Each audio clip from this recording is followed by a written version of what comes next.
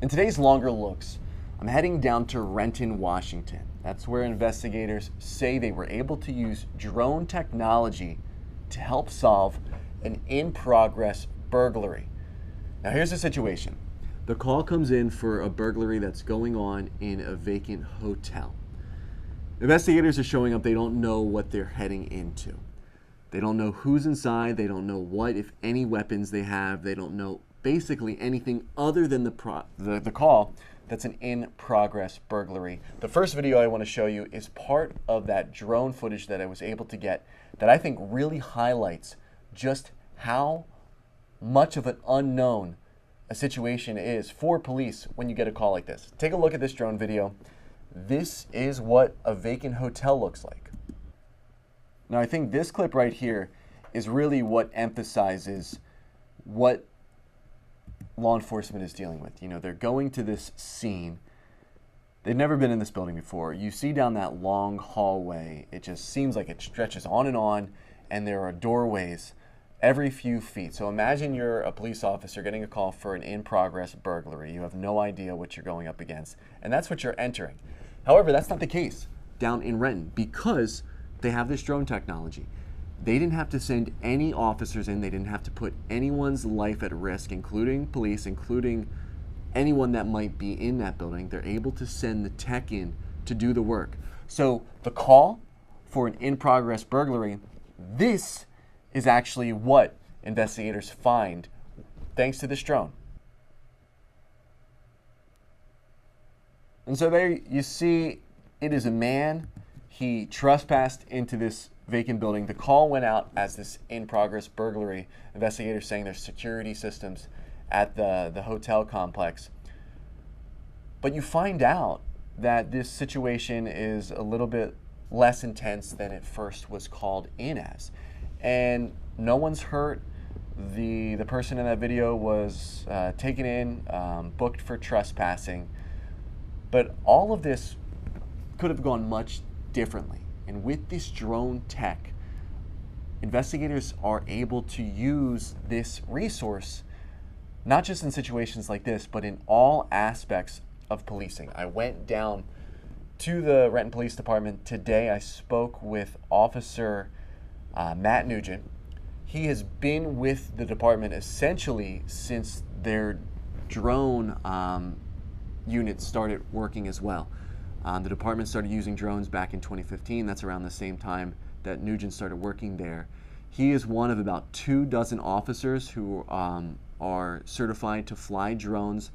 And he spoke to me just about how vital this technology is as a resource for law enforcement. This is what he had to say. Well, one of the first things I think about is just the layout, the floor plan. We've never been, we get called to a location that we've never been to, more than likely, we've never been to.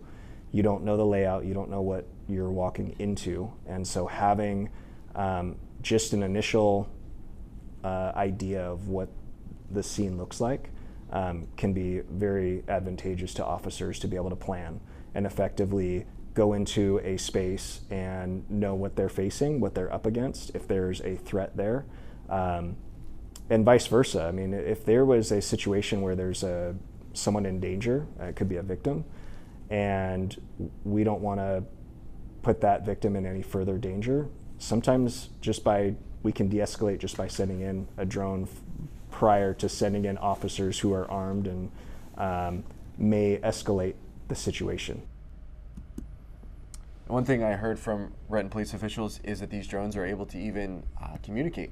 So they fly out and officers can talk to a subject and let them know what they need them to do. If it's a missing person, stay where you are, we're working to find you. If it is some sort of suspect in a crime, stay where you are, we have this area surrounded. This is what we're here for, to basically take away that layer of danger that exists in so many situations with law enforcement thanks to this technology. Now, I want you to picture this. You're thinking of a drone. They're getting smaller. The technology is getting easier to use. And so imagine this scenario that we're looking at. This is a hotel.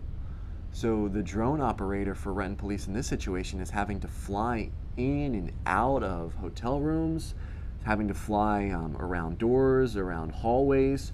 I went down to Renton Police today, and Officer Nugent basically showed me just how smooth these operators are with finessing these flying devices that these departments have through these tight spaces. What you're going to see here is an office conference room in the Renton Police Department, and Officer Nugent just behind the controls of this drone.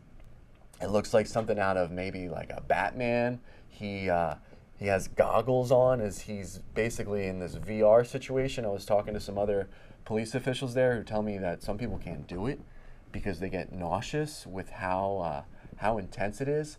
But what you're going to see right here is the point of view of the drone as Officer Nugent is finessing this little flying device around a pretty, normal sized conference room. So take a look at this.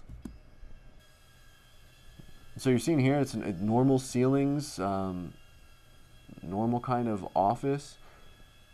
Inside the room, it's very loud. He had taken it into the back room there, and he was bringing it out. You see Officer Nugent right there on the right with the goggles set up. Basically, he's got the controller in his hand. Photojournalist Dino De La Rosa getting those great shots, but quite impressive, and something that Renton Police Department only says they hope to grow. Their goal is to make this resource, in some ways, the future of policing, specifically for that department. The hope that they have right now is to invest millions of dollars over the next few years to incorporate more drone usage within the department, something that is already happening in other departments in the area. But this is a situation that could have gone differently, but thanks to this technology, investigators are saying it's helping them pull back at least one layer of that unknown, and then unknown can lead to dangerous and risky situations. So that's it for Longer Looks today. As always, thank you so much for watching.